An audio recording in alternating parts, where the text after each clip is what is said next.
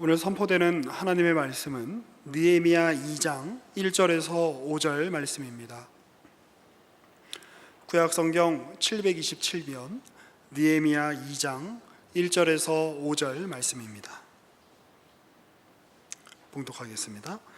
아닥사스다 왕 제20년 니산월에 왕 앞에 포도주가 있기로 내가 그 포도주를 왕에게 드렸는데 이전에는 내가 왕 앞에서 수심이 없었더니 왕이 내게 이르시되 네가 병이 없거늘 어찌하여 얼굴에 수심이 있느냐 이는 필연 내 마음에 근심이 있음이로다 하더라. 그때 내가 크게 두려워하여 왕께 대답하되 왕은 만세수를 하옵소서. 내 조상들의 묘실이 있는 성읍이 이제까지 황폐하고 성문이 불탔사오니 내가 어찌 얼굴에 수심이 없사오리이까 하니 왕이 내게 이르되 그러면 네가 무엇을 원하느냐 하시기로 내가 곧 하늘의 하나님께 묵도하고 왕에게 아뢰되 왕이 만일 좋게 여기시고 종이 왕의 목전에서 은혜를 얻었사오면 나를 유다 땅 나의 조상들의 묘실이 있는 성읍에 보내어 그 성을 건축하게 하옵소서 하였는데. 아멘. 이제 말씀이 느헤미야로 넘어왔습니다. 느헤미야로 넘어왔는데 마땅히 1장부터 시작해야 되지 않을까 이렇게 생각을 하셨겠지만 오늘 본문 읽은 말씀은 2장 1절부터 5절까지의 말씀이었습니다. 사실 에스라서부터 시작해서 에스라, 느헤미야 이 두 권의 책은 우리가 읽는 성경에서는 분리가 되어 있지만 두 권으로 나뉘어져 있지만 원래는 한 권으로 기록된 성경이었다는 것이 모든 성경학자들의 아주 공통된 의견이고 또 연구 결과입니다. 이 에스라, 느헤미야로 이어지는 이 책에는 세 명의 주요 인물이 등장을 합니다. 스룹바벨이라는 사람이 가장 먼저 등장을 해서 에스라 1장부터 6장까지의 기록을 통해서 성전을 재건하는 이야기를 우리에게 전해주고 있고요. 그 다음에 이제 주요한 인물로 또 소개가 되고 있는 것이 학자, 율법 학자 에스라입니다. 에스라를 통해서 포로에서 귀환한 그래서 유대 예루살렘 지역에 모여 살고 있는 포로 귀환 공동체들이 하나님의 그 율법에 따라서 그들이 그동안 하나님의 율법을 지키지 못하고 언약에 충실하지 못한 증거로서 이방 여인들과 결혼하여 그 문화를 같이 하고 문화적인 차이를 드러내지 못한 것에 대하여 회복하는 일들이 에스라서 이후의 이야기를 통해서 펼쳐지고 있습니다. 그리고 이제 느헤미야로 넘어오면 주요 인물이 느헤미야로 바뀌게 되죠. 이 느헤미야를 통해서 예루살렘 성을 재건하는 성벽을 쌓는 이야기가 펼쳐집니다. 1장부터 7장까지 기록을 잘 살펴보시면 이 느헤미야가 스스로 자기의 이야기를 해나가는 식으로 이야기가 펼쳐지고 있다는 것을 우리가 알게 됩니다. 이 세 명의 인물들을 통해서 하나님은 그 포로에서 귀환한 이스라엘 유대 공동체의 그 전에 하나님께서 그 과거에 그들의 조상들과 함께 하셨을 때 주셨던 그 언약 백성으로서의 정체성을 이렇게 외적으로 회복하는 이야기를 펼쳐 보여주십니다.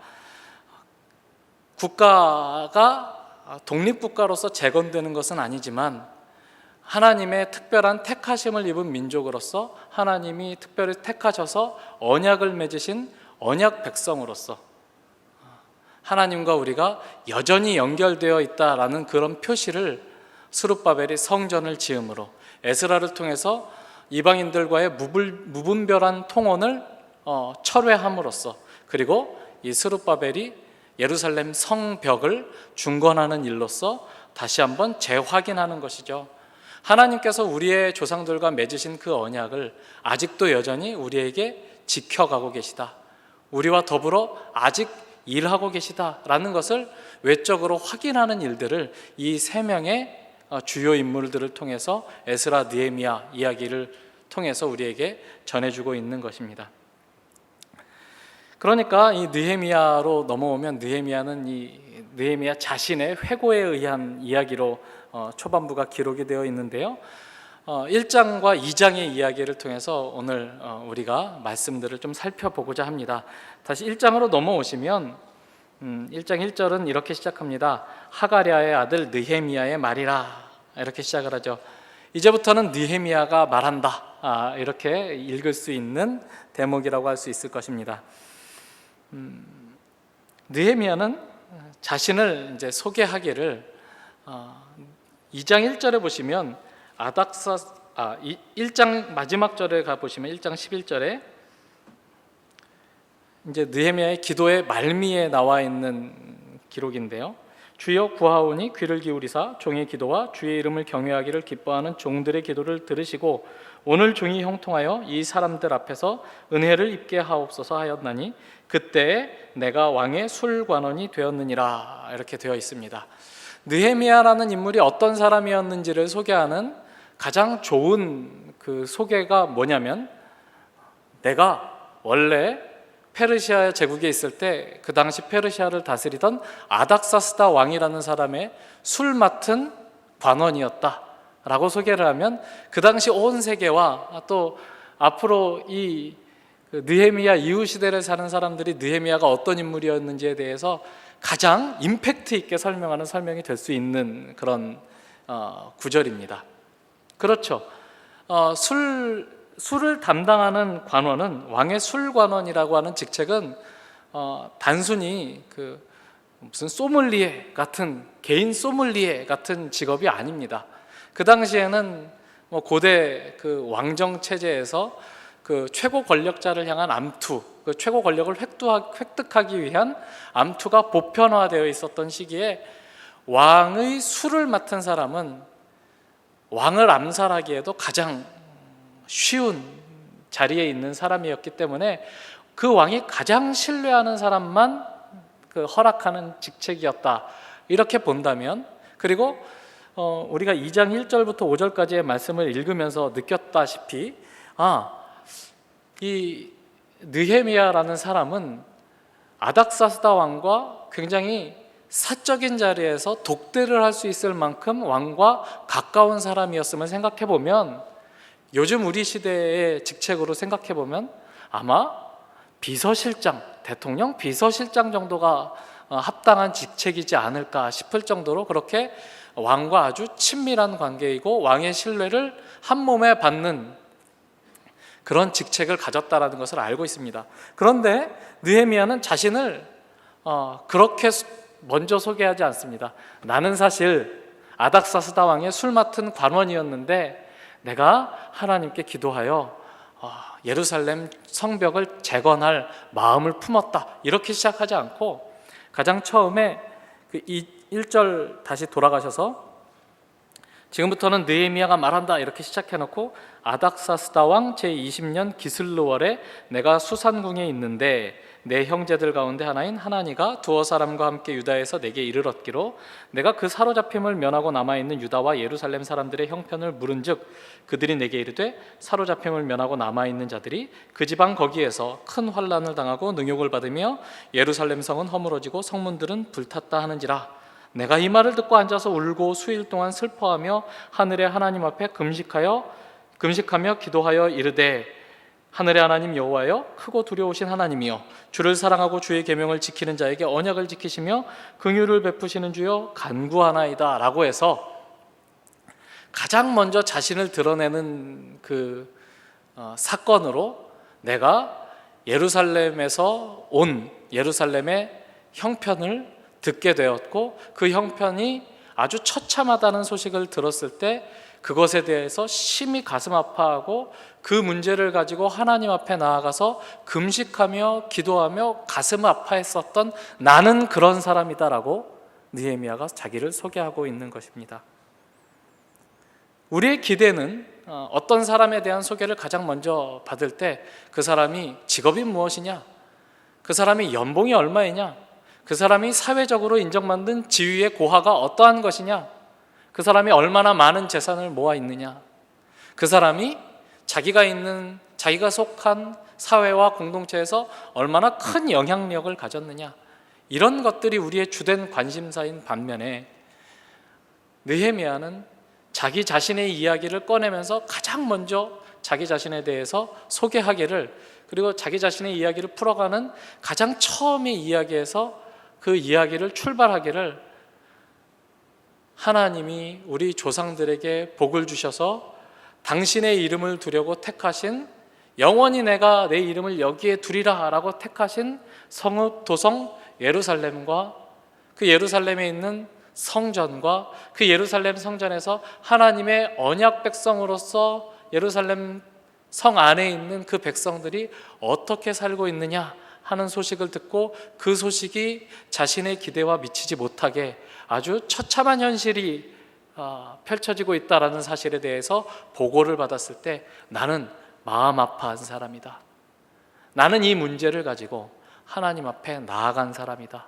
그리고 하나님의 긍휼을, 하나님이 그 언약에 신실하실 것을 촉구한 사람이다라고 1장은 기록하고 있는 것입니다. 계속해서 1장 그 6절부터의 말씀을 좀 살펴볼 필요가 있습니다. 1장 6절입니다. 어차피 다 읽을 거니까 큰 기대는 하지 마십시오. 이제 종이 주의 종들인 이스라엘 자손을 위하여 주야로 기도하오며 우리 이스라엘 자손이 주께 범죄한 죄들을 자복하오니 주는 귀를 기울이시며 눈을 여시사 종의 기도를 들으시옵소서. 나와 내 아버지의 집이 범죄하여 주를 향하여 크게 악을 행하여 주께서 주의 종 모세에게 명령하신 계명과 율례와 규례를 지키지 아니하였나이다. 옛적에 주께서 주의 종 모세에게 명령하여 이르시되 만일 너희가 범죄하면 내가 너희를 여러 나라 가운데에 흩을 것이요 만일 내게로 돌아와 내 계명을 지켜 행하면 너희 쫓긴 자가 하늘 끝에 있을지라도 내가 거기서부터 그들을 모아 내 이름을 두려고 택한 곳에 돌아오게 하리라 하신 말씀을 이제 청하건대 기억하옵소서. 이들은 주께서 일찍이 큰 권능과 강한 손으로 구속하신 주의 종들이요 주의 백성이니이다. 주여 구하오니 귀를 기울이사 종의 기도와 주의 이름을 경외하기를 기뻐하는 종들의 기도를 들으시고 오늘 종이 형통하여 이 사람들 앞에서 은혜를 입게 하옵소서라고 이제 느헤미야가 기도를 이어가는 것이죠. 느헤미야가 기도하는 기도의 내용이 무엇입니까? 하나님, 우리는 언약 백성입니다. 하나님과 언약으로 상호간에 묶여있는 특별한 민족입니다. 그러나 우리의 조상들이, 또 우리의 조상들만의 죄가 아니라 우리 자신까지도 포함해서 우리 모두가 하나님의 언약에 불성실했습니다. 우리가 하나님의 언약을 어겨서 지금 이와 같은 환경에 처하게 된 것이 사실은 하나님이 마땅히 하나님이 하실 일을 하신 결과로 이 상황에 처해 있습니다. 하나님 그러나 오늘 이 자리에서 우리는 회개합니다. 오늘 이 자리에서 우리는 하나님께 은혜를 구합니다. 이 자리에서 하나님, 우리가 주의 계명을 지키겠습니다. 그러할 때 하나님께서 회복하시겠다라고 약속하셨던 그 약속을 이루어 주십시오라고 기도하고 있는 것이죠. 느헤미야는 그렇게 자신의 이야기를 시작하고 있습니다. 나는 예루살렘 성의 훼손을 마음 아파하는 사람이다. 나는 언약을 기억하고 우리가 잘못한 것에 대해서 하나님 앞에 금식하며 가슴 아파하며 회개하는 사람이다. 나는 하나님의 회복을 소망하는 사람이다. 여기서 자기소개가 아주 분명하게 드러나 있진 않지만 우리가 느헤미야의 이야기를 처음 들으면서 느헤미야가 어떻게 자신을 소개할 것인지에 대해서 기대하는 모든 답을 이 기도를 통해서 느헤미야가 전달해주고 있다고 봐도 무방한 것이죠. 느헤미야는 그런 사람이었습니다. 그리고 1장 마지막 절에서 우리가 살펴본 대로 하나님의 그 약속을 이루어 주십시오. 그리고 그 약속을 이루실 수 있도록 하나님 나를 형통하게 하시고 나로 하여금 지금은 권력을 잡고 있는 이 페르시아의 왕 앞에 그리고 권력자들 앞에 은혜를 입게 해 주십시오라고 기도를 했습니다. 그 결과 1장 마지막 절에 마지막 단락에 그때 그렇게 기도했더니 그때 하나님이 즉각적으로 응답해 주시기를, 이런 뜻이겠죠. 하나님이 내 기도를 들으셔서 내가 왕의 술관원이 되었느니라. 내가 왕의 술관원이 되었느니라. 예, 기도한 대로 은혜를 입고 고관의 자리에 오르게 됩니다.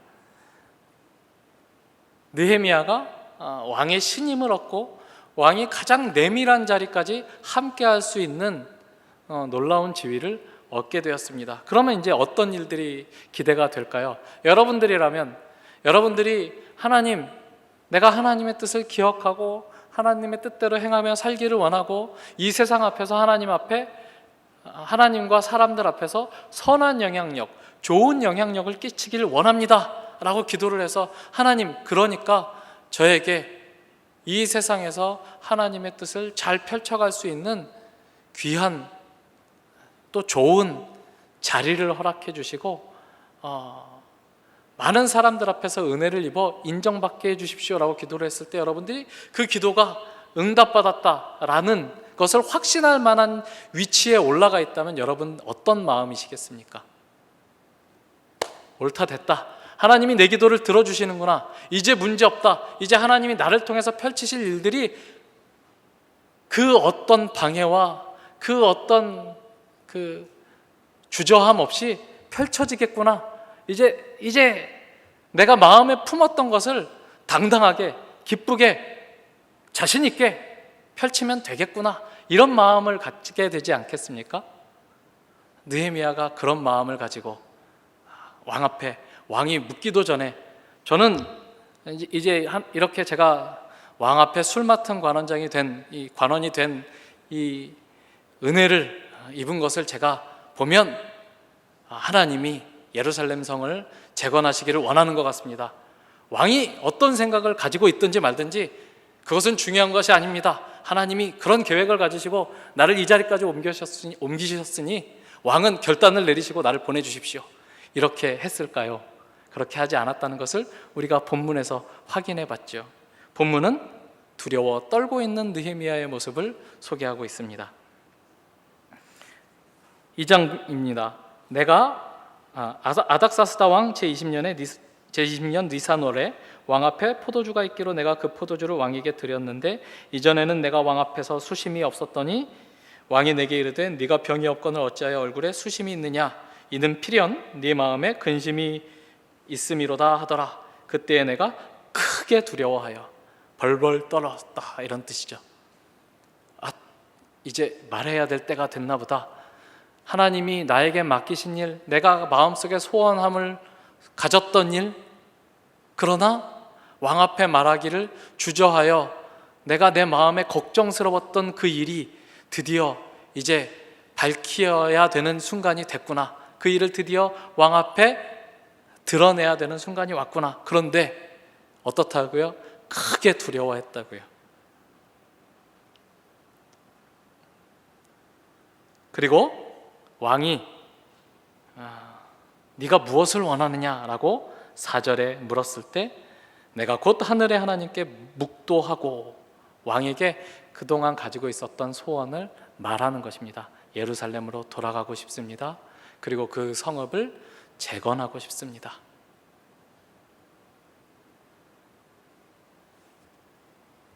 느헤미야는 굉장히 두려워하고 크게 떨었다는 것을 우리가 알 수 있습니다.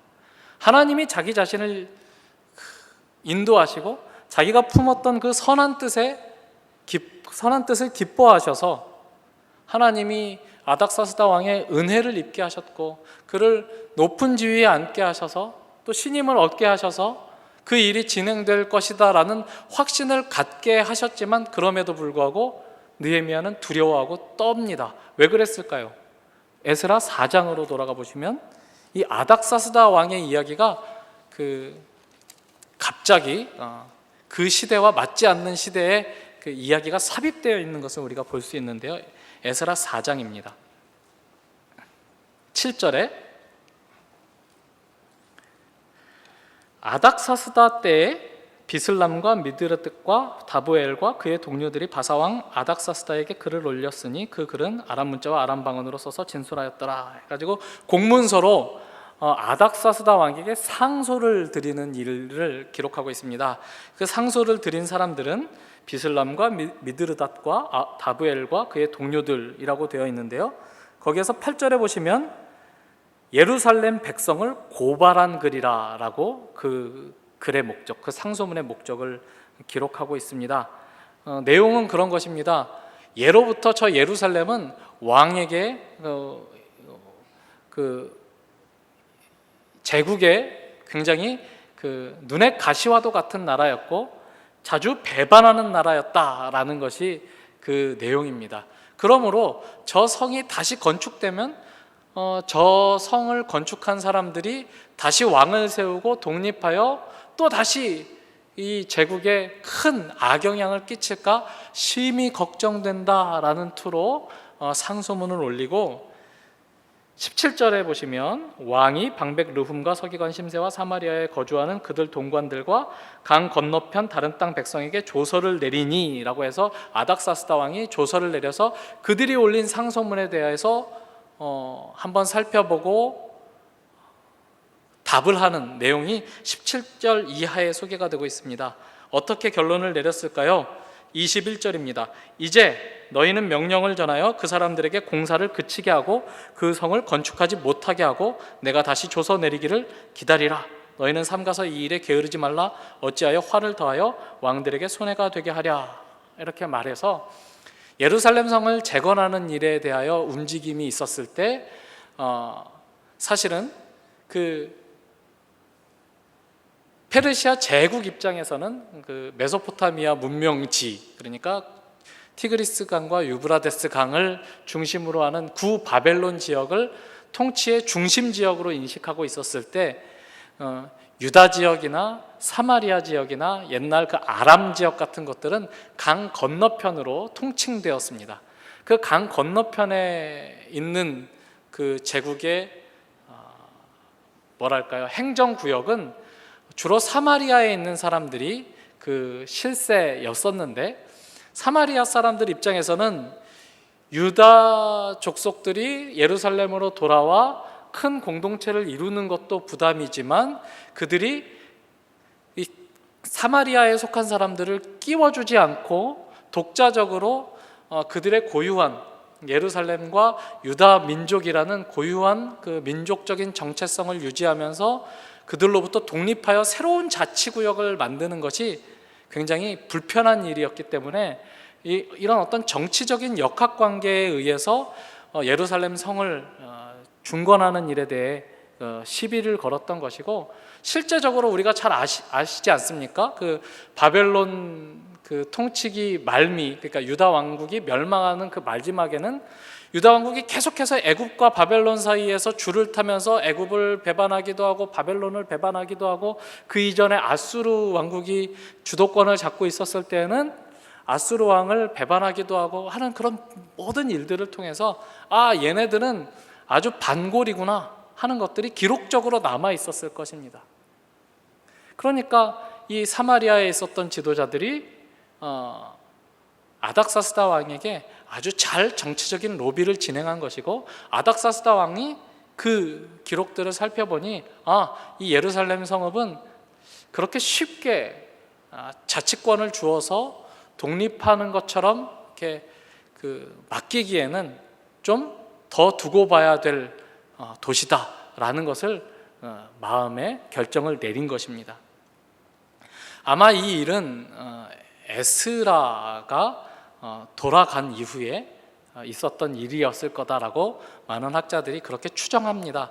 성경에 명확히 기록이 되어 있지 않기 때문에 이 예루살렘을 건설하려는 계획이 언제 시도되었고 언제 그 계획이 좌절되었는지는 잘 모르겠습니다만, 아마도 느헤미야가 그 1장 3절에서 예루살렘의 형편을 듣기를 사로잡힘을 면하고 남아있는 자들이 그 지방 거기에서 큰 환난을 당하고 능욕을 받으며 예루살렘 성은 허물어지고 성문들은 불탔다라는 것은 성읍을 재건하려는 시도를 했다가 그 공사가 중단되고 방해를 받고, 그 공사가 중단된 것에 대해서 그 공사를 중단하라는 아닥사스다 왕의 명령을 집행하는 사람들이 기왕에 그 조금 더 쌓았던 것을 훼손하고 성문들을 불사른 일들이 있었지 않았을까 싶습니다. 그렇지 않다면 이 기록은 처음에 바벨론 왕 느부갓네살이 예루살렘을 무너뜨렸을 때 BC 586년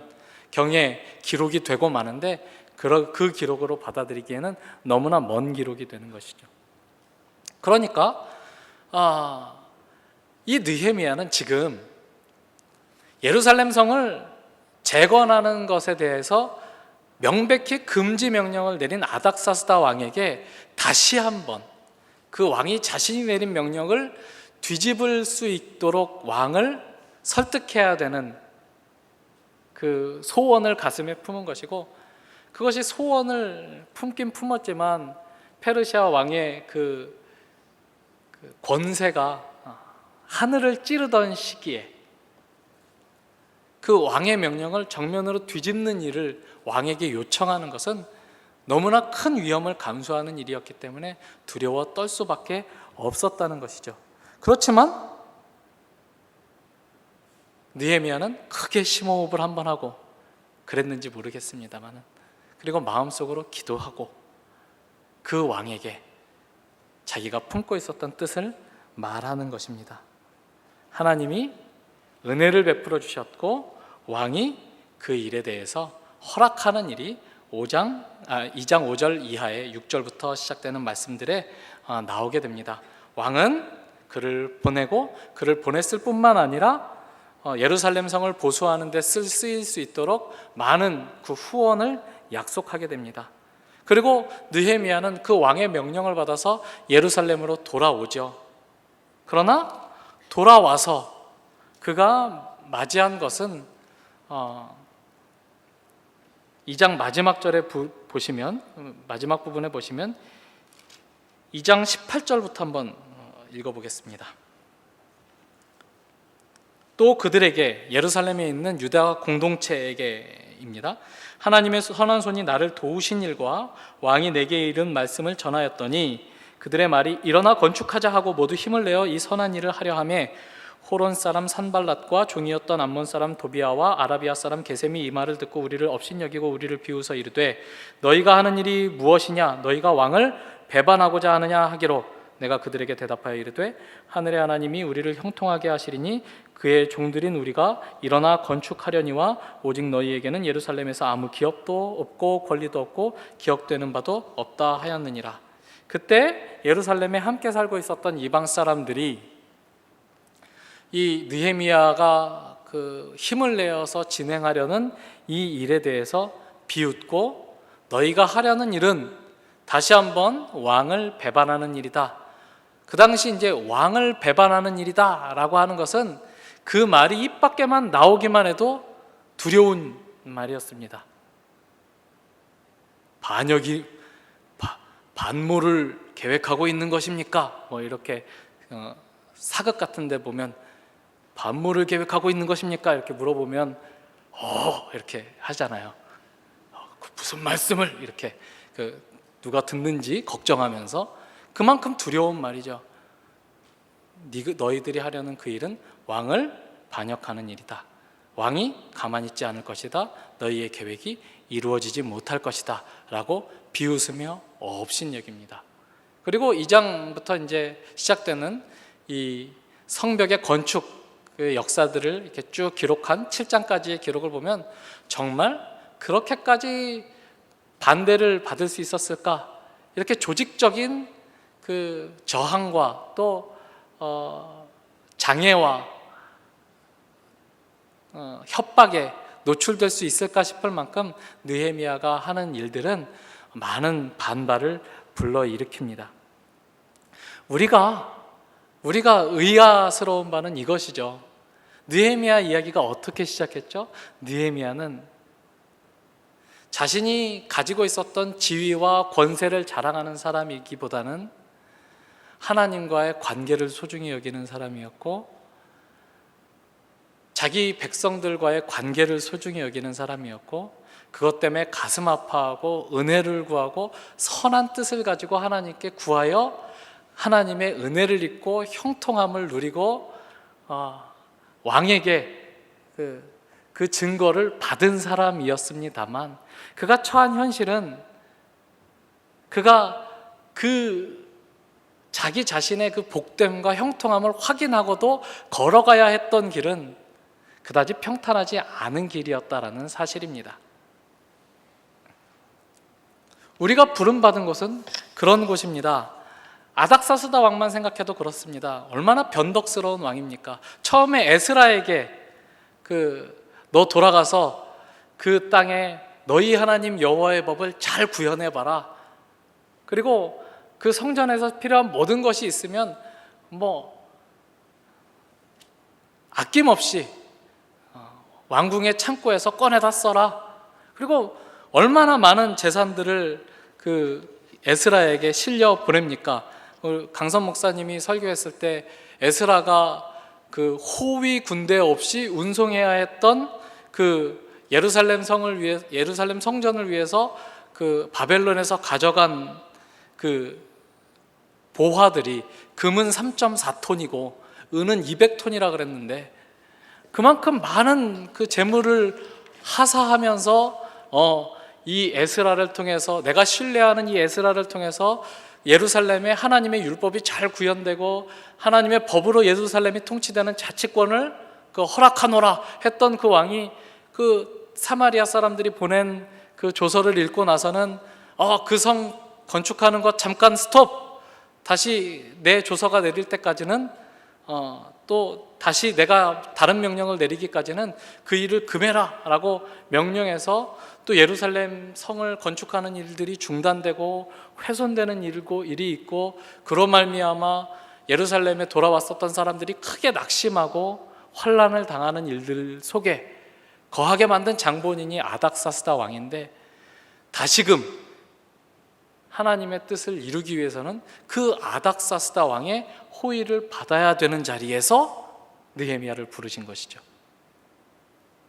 하나님이 느헤미야의 계획을 더 잘 드러나게 해주려면 차라리 느헤미야가 반역을 일으켜서 페르시아 제국을 먹고 예루살렘을 재건하여 페르시아 제국의 수도는 이제부터 예루살렘이다 라고 하면 훨씬 더 좋은데, 하나님이 그렇게 하시지 않고 느헤미야를 페르시아 제국의 왕을 섬기는 신하로 두시고, 그가 하나님의 은혜를 입어서 왕의 호의를 얻어서 예루살렘으로 돌아온 이후에도 계속해서 페르시아 제국의 영향 아래에 있는 한 자치구로서의 예루살렘이라는 정황을 하나님이 바꾸시지 않는 것입니다. 하나님은 우리에게 우리가 살고 있는 이 세상, 지금의 세상, 21세기 대한민국이라는 정황 속에 우리를 하나님의 백성으로 부르십니다. 느헤미야가 그렇게 부름받아 그 정황, 그 한계 속에서 하나님의 백성다움을 요구받았듯이 우리로 하여금 하나님의 백성답기를 우리가 처한 환경, 우리가 처한 정황 속에서 하나님의 백성다움을 드러내라고 하나님께서 요구하시는 것이죠. 이 속에서 느헤미야가 그랬던 것처럼 우리도 우리가 할 수 있는 일을, 우리가 할 수 있는 최선을 다할 뿐일 것입니다. 두려우면 하나님 두려움을 사라지게 해주십시오 라고 우리가 흔히들 기도하듯이 그렇게 기도하지 않는 것입니다. 두려운 채로 하는 것입니다. 크게 두려워하고 하나님께 기도하고 심호흡 한번 하고 왕에게 말하는 것이죠. 근데 우리는 흔히 어떻게 기도합니까? 하나님 두려움을 없애주십시오. 하나님 용기를 주십시오. 용기는 두려움이 없어져야 생기는 것이 아니라 두려움이 있을 때보다 분명히 드러나는 것이죠. 하나님을 믿지만 하나님이 모든 것을 다 해주시지 않는 조건 속에서 하나님이 우리를 부르신 것입니다. 느헤미야가 그 길을 갔던 것이고 자기가 걸었던 길을 회상하며 우리에게 이 기록을 남겨주고 있는 것이죠. 상황은 개선되지 않을지 모릅니다. 신약 성경에서 사도 바울은 우리에게 이런 권면을 주고 있습니다. 로마서 13장으로 가보겠습니다. 신약 성경 257페이지 로마서 13장 1절입니다. 각 사람은 위에 있는 권세들에게 복종하라. 권세는 하나님으로부터 나지 않음이 없나니 모든 권세는 다 하나님께서 정하신 바라. 그러므로 권세를 거스르는 자는 하나님의 명을 거스름이니 거스르는 자들은 심판을 자취하리라. 이렇게 기록하고 있습니다.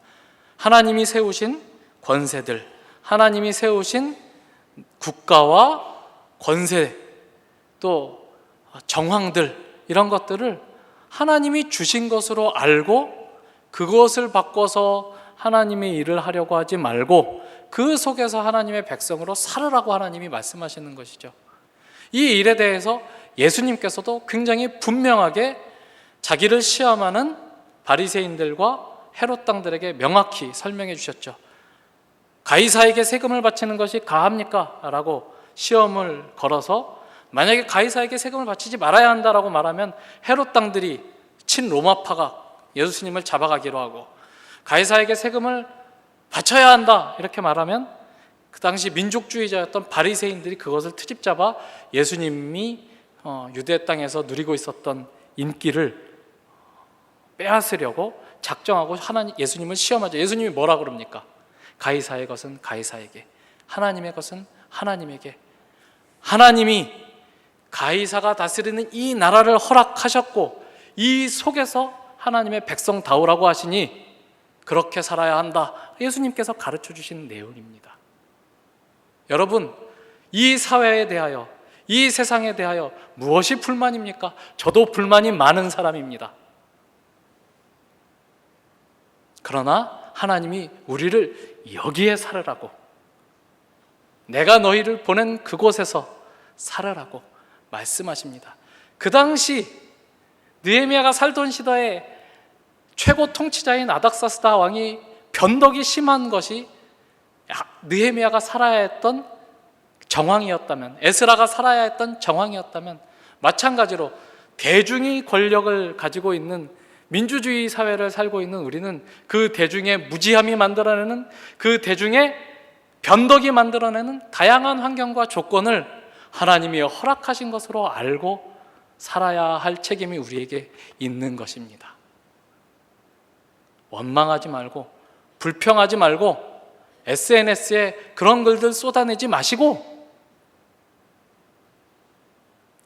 무엇이든지 다 인정하고 받아들이라는 뜻이 아니라 조금 더 건설적인, 하나님이 우리에게 원하시는 바가 이 정황 속에서 어떻게 펼쳐져야 하느냐는 훨씬 더 구체적으로 우리가 걸어갈 수 있는 길을 우리가 모색해야 된다라고 우리에게 도전하고 있는 것이 이 느헤미야 1, 2장의 말씀인 것입니다.